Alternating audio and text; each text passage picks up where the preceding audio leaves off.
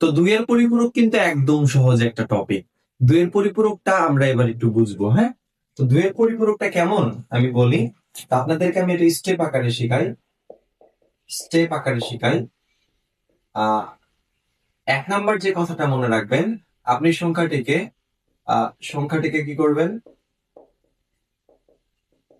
সংখ্যাটিকে বাইনারিতে নেবেন, এবং যে বাইনারি সংখ্যাটি নেবেন সেই বাইনারিটিকে আবার রেজিস্টারে নিতে হবে। রেজিস্টার বলতে 8 বিটে বা 16 বিটে, তাই না? রেজিস্টারে নিতে হবে। তারপরে 2 নাম্বার যে কথা, আপনাকে একের পরিপূরক করতে হবে। একের পরিপূরক করতে হবে। একের পরিপূরক করার পরে আপনি যেটা করবেন, একের পরিপূরকের সাথে আপনি কি করবেন, একের পরিপূরকের সাথে এক যোগ করবেন। একের পরিপূরকের সাথে এক যোগ করলে আপনি যা পাবেন সেটাই হয়ে যাবে আপনাদের দুইয়ের পরিপূরক, বা ইংরেজিতে আমরা বলি 2s কমপ্লিমেন্ট। তা এতক্ষণ ধরে যেগুলো আলোচনা করলাম, প্রকৃত মান গঠন পদ্ধতি বা একের পরিপূরক, সেইগুলো কিন্তু আবার দুইয়ের পরিপূরক বুঝতে একটু কাজে দিবে। তো আপনাদেরকে আমি একটা কোশ্চেন দিয়ে বোঝাই। ধরেন একটা কোশ্চেন দিলাম এরকম যে 25 এর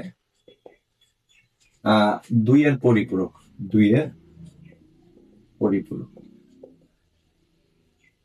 কত? তো 25-এর দুইয়ের পরিপূরক আপনি বের করবেন। প্রথম কাজ হচ্ছে আপনার এই যে 25-এর সংখ্যাটিকে বাইনারিতে নিতে হবে। যদি সংখ্যাটি বাইনারিতে থাকে তো ভালো, আর বাইনারিতে না থাকলে অন্য কোনো সংখ্যা পদ্ধতিতে থাকলে আপনাকে আগে সেটিকে বাইনারিতে নিতে হবে। তো 25-এর বাইনারি কত?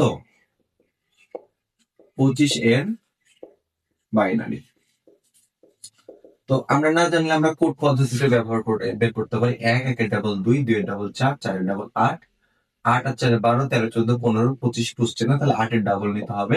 8 এর ডাবল 16। এবার দেখেন 16 আর 8 24, 24 আর 1 25, 1 আর 1 এই 1। যাদেরকে প্রয়োজন হলো সেখানে 1 দিলাম, 4 আর 2 কে প্রয়োজন হয়নি সেখানে আমরা 0 দিলাম। তাহলে 1 1 0 0 1। তাহলে আপনাদের দাঁড়াইলো হচ্ছে 1 1 0 0 1। এখন দেখেন আমি বলেছিলাম সংখ্যাটিকে বাইনারিতে নিবেন এবং সেটাকে রেজিস্টারে নিবেন। তো রেজিস্টার তো সর্বনিম্ন 8 বিটের হয়। এখানে কত বিটের রেজিস্টার প্রয়োজন একটু বলেন তো। এখানে বিট আছে 1 2 3 4 5টা। তো 5টা বিটের বাইনারি সংখ্যা। তো আপনাদের রেজিস্টারের মানটিকে রাখতে হবে। তো আপনি কত বিটের রেজিস্টার নেবেন? রেজিস্টার তো 8 বিটের হয়, 16 বিটের হয়, 32 বিটের হয়, 64 বিটের হয়। তো আপনার 8 বিটে নিলে কি হয়ে যাচ্ছে না বলেন? তো 8 বিট যেহেতু যেহেতু 5 মানে 8 বিটের কম আছে, সেহেতু আপনি 8 বিটে নিলে হয়ে যায়। আর সংখ্যাটি তো 25, 127 পর্যন্ত আপনি 8 বিট রেজিস্টার ব্যবহার করেই হয়ে যাবে। ঠিক আছে? 127-এর চেয়ে যদি বড় সংখ্যা হয় তখন আপনার আর 8 বিট রেজিস্টার দিয়ে হবে না, 16 বিট রেজিস্টার নিতে হবে। এখন সংখ্যাটি যদি আরো অনেক বড় হয়, তখন তার বাইনারিটাও অনেক বেশি হবে, 16 বিট ক্রস করে যাবে, তখন আপনি 32 বিটের রেজিস্টার নেবেন। তবে আপনাদের পরীক্ষায় 8 বিট রেজিস্টার দিয়ে সবগুলো অঙ্ক প্রায় হয়ে যায়। দু একটি অঙ্ক রয়েছে আপনাদের সৃজনশীল বিজ্ঞান সাল এসেছে যেখানে 16 বিটের রেজিস্টার ব্যবহার করা হয়েছে। তো আপনি 25-এর বাইনারি নিলেন, 1 2 3 4 5টা বিট আছে। এখন 8 বিট বোঝানোর জন্য সামনে কি করলেন, 3টি সংখ্যা নিলেন। তো আমি একটু এখানে ব্র্যাকেটে লিখে দিই রেজিস্টারে। তাহলে 25-এর বাইনারি আপনি কিসে নিলেন, রেজিস্টারে। আপনি ব্র্যাকেটে রেজিস্টারে না লিখে লিখতে পারেন 8 বিট রেজিস্টারে, স্যার আরো বেশি ক্লিয়ার হয়ে যাবে। তখন 25-এর বাইনারি আপনি পেলেন হচ্ছে 1 1 1 1 0 0 1। আর 8 বিট বোঝানোর জন্য সামনে আপনি আরো 3টা কি নিলেন, 0 নিলেন। তো এটি হলো 25-এর প্রকৃত মান, প্লাস 25-এর প্রকৃত মান বাইনারিতে।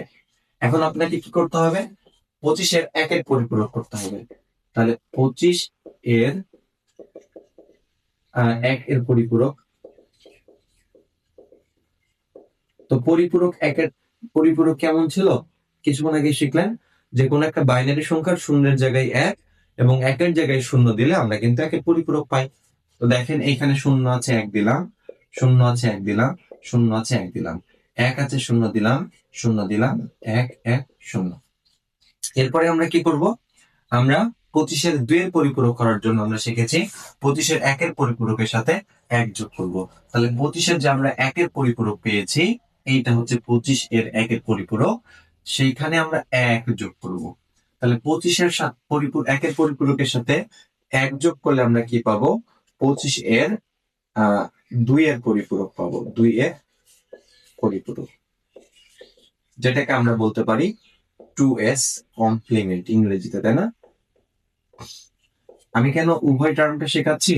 কারণ পরীক্ষায় আপনার বলেছে 2s কমপ্লিমেন্ট করো, তো তুমি শিখে গেছো 2 এর পরিপূরক, 2s কমপ্লিমেন্ট শোনোই নাই, তাহলে কিন্তু একই প্রশ্ন কিন্তু তুমি বুঝতে পারবে না। তো 2 এর পরিপূরক যা, 2s কমপ্লিমেন্টও তা। তো দেখেন আপনি পরিপূরক মানটা কেমন পাবেন? আপনার এখানে যোগ করতে হবে, 1 এর পরিপূরক এটা, তার সাথে আপনাকে 1 যোগ করতে হবে। তো 0 আর 1 যোগ করলে 1 হয়, তাহলে এই 1 নেমে যাবে, এই 1 নেমে যাবে, 0 0 1 1 1। তাহলে আপনি যেটা পেলেন এটি হচ্ছে আপনাদের অ্যান্সার, অর্থাৎ 25 এর 2 এর পরিপূরক। খুবই সহজ না? 25 এর 1 এর পরিপূরকের সাথে আমরা 1 যোগ করব। 25 এর প্রথমে বাইনারি মান নিলাম, সেটিকে আমরা রেজিস্টারে রাখলাম। রেজিস্টার 8 বিটের প্রয়োজন হলে 8 বিট পুঁজিয়ে আমরা রেজিস্টারের মানটিকে রাখার পর 1 এর পরিপূরক করলাম। 1 এর পরিপূরক কিভাবে করলাম? যেখানে যেখানে 0 ছিল 1 দিলাম, আর যেখানে যেখানে 1 ছিল 0 দিলাম। তারপরে আমরা সেই 1 এর পরিপূরকের সাথে 1 যোগ করলাম, তাহলে আমরা পেয়ে গেলাম 2 এর পরিপূরক। তো এখন একটা খুবই গুরুত্বপূর্ণ ইনফরমেশন দিই।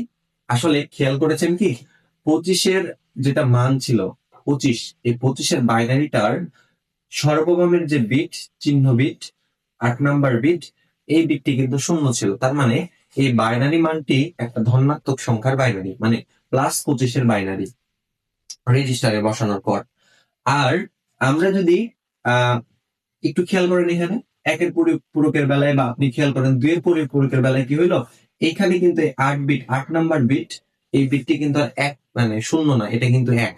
আর আমরা শিখেছিলাম যে, আমরা চিহ্ন বিট শিখেছিলাম যে রেজিস্টারের সর্বমমের বিটটিকে চিহ্ন বিট বলা হয়, আর চিহ্ন বিট 0 হলে সংখ্যাটি ধনাত্মক, চিহ্ন বিট 1 হলে সংখ্যাটি ঋণাত্মক। তো দেখেন এই 25 এর 2 এর পরিপূরক করার পর আমরা এই বাইনারি সংখ্যাটির 8 নাম্বার বিটটি, চিহ্ন বিটটি পেয়েছি 1, তার মানে এই সংখ্যাটি একটি ঋণাত্মক সংখ্যা। মূলত এই 8 নাম্বার বিটটি যে কাজটা করে, সংখ্যাটি ধনাত্মক না ঋণাত্মক সেটা প্রকাশ করে, আর বাকি বিটগুলো ওইটার মানকে প্রকাশ করে, ওই সংখ্যাটির মানকে প্রকাশ করে। তাহলে এইটা হচ্ছে সংখ্যা সাংখ্যিক মান, আর এই 1 হচ্ছে চিহ্ন বিট। তো 1 পেয়েছি আমরা, এটা হচ্ছে আমরা শিখেছি 1 মানে 1 পেলে সেটা হয় ঋণাত্মক সংখ্যার ঋণাত্মক সংখ্যা, তার মানে এটা একটা ঋণাত্মক সংখ্যা। আসলে এটা কার ঋণাত্মক সংখ্যা জানেন? এই যে আপনি 25 এর 2 এর পরিপূরক করলেন না, আর 25 এর পরিপূরক মানে -25।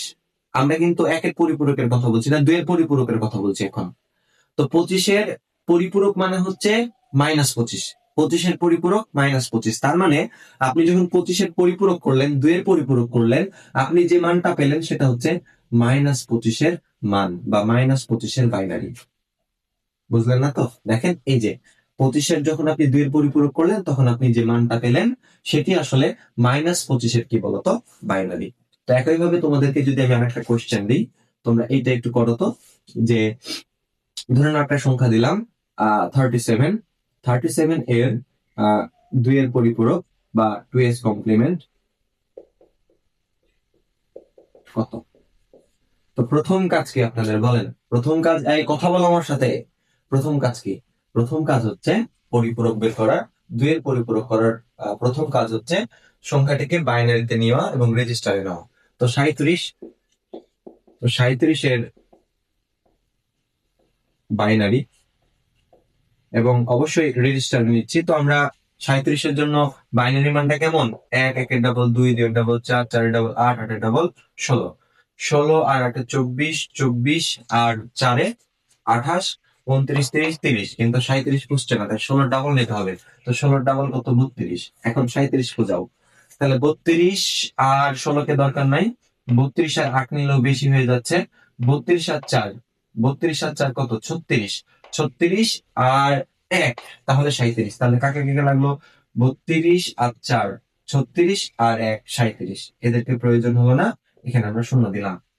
তাহলে 37 এর বাইনারি আমাদের 1 2 3 4 5 6, আমাদের 37 এর বাইনারি মানটা কিন্তু 6 বিটের হচ্ছে, তার মানে 8 বিট রেজিস্টার নিলেই হয়ে যাবে। তাহলে আমি এখানে লিখে দিলাম 8 বিট রেজিস্টারে বা তোমরা পরীক্ষায় শুধু রেজিস্টারে লিখলেও হবে। তো আরবিট রেজিস্টারের মানটা কেমন হবে, আগে আমরা এটা বসাই। 1 0 0 1 0 1, এটা হচ্ছে বাইনারি মানটি। এখন এই শোনো একটা কথা বলি, এইটা কিন্তু প্রকৃত মানটা মানে 37-এর বাইনারি মান। এইটার বামে 1 আছে বলে কিন্তু আবার বললো না এটা একটা ঋণাত্মক সংখ্যা। আমি বলছি আগে রেজিস্টারে নিতে হবে। তো রেজিস্টার কয় বিটের নিবা, এখন 6 বিটের জন্য 8 বিট রেজিস্টার নিলেই হয়ে যায়। তাহলে আমরা 8 বিট বোঝানোর জন্য সামনে কি করবো, 2টা শূন্য নিব। এইবার বলো এই চিহ্ন বিট কোনটা। এবার চিহ্ন বিট হচ্ছে যে এই যে 8 নাম্বার বিট, এটা শূন্য আছে না, তার মানে এটা একটা ধনাত্মক সংখ্যা। তার মানে 37, মানে এই বাইনারিটা 37-এরই বাইনারি, এবং এখানে আমরা বোঝাচ্ছি এই বাইনারিটা একটা ধনাত্মক সংখ্যা। এখন আমরা 2 নাম্বার কাজ কি, একের পরিপূরক করা। একের পরিপূরক কি করে করা যায়, 37 এর 1 এর পরিপূরক বা ফার্স্ট কমপ্লিমেন্ট। এটা কিভাবে করা যায়, যেখানে যেখানে শূন্য আছে সেখানে সেখানে 1 নিব, যেখানে যেখানে 1 আছে সেখানে সেখানে আমরা শূন্য নিব। তো একের পরিপূরক করলেই কিন্তু আমরা দেখে এবার চিহ্ন বিটটা পরিবর্তন হয়ে 0 থেকে 1 হয়ে গেছে। তার মানে এটাও একটা ঋণাত্মক সংখ্যা প্রকাশ করছে। কিন্তু আমরা জানি একের পরিপূরক পদ্ধতি খুব বেশি গ্রহণযোগ্য নয় বর্তমান ডিজিটাল ডিভাইসে। বর্তমান ডিজিটাল ডিভাইস গুলোতে 2 এর পরিপূরক পদ্ধতিটা অনুসরণ করে। তো কি করে 2 এর পরিপূরক করব, একের যে পরিপূরক রয়েছে তার সাথে আমরা 1 যোগ করব। আমার ছোটবেলার মতন আবার এই 3টা যোগ করো না, আমাদের প্রয়োজন কি একের পরিপূরক কোনটা, এইটা, এটার সাথে এই 1 যোগ করতে হবে। তো 0-এর সাথে 1 যোগ করলে 1 হয়, 1 নেমে গেল 0 1 1 0 1 1। তাহলে এই যে মানটা পেয়ে গেলাম, এটাই হচ্ছে আমাদের 37 এ 2s কমপ্লিমেন্ট। আর 37-এর 2s কমপ্লিমেন্ট বা 37-এর 2 এর পরিপূরক মানেই -37-এর বাইনারি। তার মানে এটা হচ্ছে আমাদের -37-এর বাইনারি। দেখো বিশ্বাস না হলে এখানে চিহ্ন বিটটা কত 1 পেয়েছো না, আর চিহ্ন বিট 1 হলে সংখ্যাটি ঋণাত্মক। তার মানে এই সংখ্যাটি ঋণাত্মক সংখ্যার বাইনারি, এবং সেই ঋণাত্মক সংখ্যাটি হচ্ছে -37, দশমিকে -37। আর 2 এর পরিপূরক পদ্ধতিতে সেটি হচ্ছে এই যে এটা। তো নিশ্চয়ই তোমরা 2 এর পরিপূরকটিও বুঝে গেছো। তো আমি এত বিস্তারিত কেন বোঝাচ্ছি, শোনো আমি একটা কথা বলি তোমাদের, যে তোমাকে আমি কিন্তু এই পুরো ক্লাসটা, যেটা হয়তো বা 1 ঘন্টা লেগে গেল বা 1 ঘন্টা কাছাকাছি চলে গেল, আমি এই পুরো ক্লাসটা তোমাকে কিন্তু আমি মাত্র 5 মিনিটও করে ফেলতে পারতাম। একদম এই যে এই 2 এর পরিপূরক এটাই করে ফেলতে পারতাম। তো আমি আসলে চাই আমার শিক্ষার্থীরা, আমি ফাঁকিবাজ স্টুডেন্ট চাই না। হ্যাঁ, খালি শর্টকাট শর্টকাট, আমি শর্টকাট চাই না। আমি চাই যে এমন শিক্ষার্থী যারা আমার ক্লাসগুলা করুক, আমার ফ্যান বেসটা এরকমই হোক যে তারা প্রকৃতভাবেই আইসিটিটা শিখতে চায়। আমি এইরকম চাই, তুমি জেনে শুনে শিখো। তোমার এমসিকিউ এ এই ইনফরমেশন গুলো অনেক বেশি কাজে দিবে কিন্তু। হ্যাঁ, তো আমরা প্রকৃত মান গঠন পদ্ধতিতে দেখলাম যে সেইটা চলমান না বর্তমান ডিজিটাল ডিভাইসে, একের পরিপূরক চলমান না। আমাদের মূলত প্রয়োজন হয় 2 এর পরিপূরক, এবং তোমাদেরকে 2 এর পরিপূরকটা আমি বোঝালাম। তাহলে আমাদের চিহ্নযুক্ত সংখ্যা কি কি শিখলাম বলতো, কোন একটা সংখ্যার পূর্বে প্লাস বা মাইনাস চিহ্ন থাকলে সেই সংখ্যাটিকে চিহ্নযুক্ত সংখ্যা বলে। তো দশমিক সংখ্যাগুলো আমরা বেশি ব্যবহার করি, এর সামনে প্লাস বা মাইনাস দিয়ে প্রকাশ করলেও বাইনারি সংখ্যাকে ধনাত্মক বা ঋণাত্মক বোঝানোর জন্য আমরা প্লাস মাইনাস দিয়ে প্রকাশ করি না। আমরা সংখ্যাটিকে বাইনারিতে নিই, এবং সর্বমমের বিটটা যদি আমাদের শূন্য হয়, 8 বিট রেজিস্টারে নেওয়ার পর সর্বমমের বিটটি যদি শূন্য হয় সংখ্যাটি ধনাত্মক প্রকৃত মান গঠন পদ্ধতিতে। আর সর্বমমের যে চিহ্ন বিটটি সেটি 1 হলে সেটিকে আমরা বলি ঋণাত্মক সংখ্যা। এই তো আমরা শিখলাম। তো ধন্যবাদ। এবার আমরা শিখবো তোমাদের সাথে, সেটা হচ্ছে 2 এর পরিপূরক যোগ এবং 2 এর পরিপূরক বিয়োগ।